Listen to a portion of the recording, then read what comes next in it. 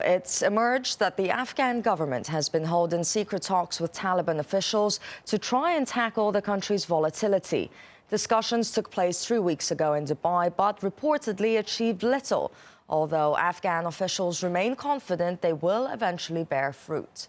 The US has voiced its support despite Washington having spent billions of dollars in 10 years fighting Taliban militants there. And of course, there's the ongoing wrangling over America's role in Afghanistan beyond 2014.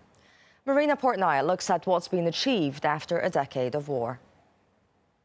One of America's longest and most expensive foreign investments is turning into one of its greatest obstacles. The U.S. intervention in Afghanistan has essentially created a new Taliban movement, far more powerful, no comparison really with the Taliban that existed before 9/11 or before the U.S. intervention in Afghanistan.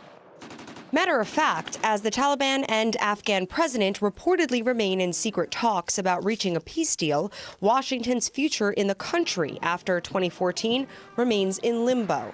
President Hamid Karzai still refuses to sign a long-term bilateral agreement with Washington. Last week, the Afghan leader cited poet Percy Shelley when describing the painfully strained relations with America. I believe the best way to summarize this is to put it in the words of Shelley, the great British poet. I met murder on the way. The whole 12 years was one of constant pleading with America. Please treat our civilians respectfully and treat their lives as the lives of people. The U.S. has reportedly spent more than $90 billion on reconstruction and relief in Afghanistan. Adjusted for inflation, that's more than any European country received after the Second World War.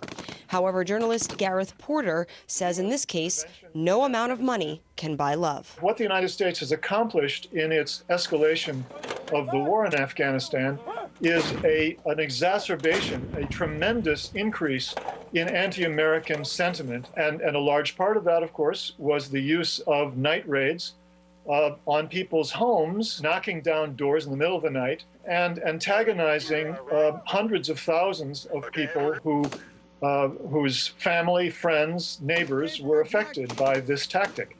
And it's tremendously antagonized the Afghan population, and that is going to be a problem that will affect U.S.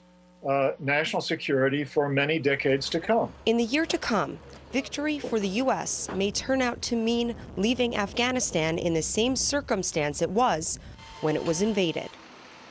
Marina Portnaya, RT, New York.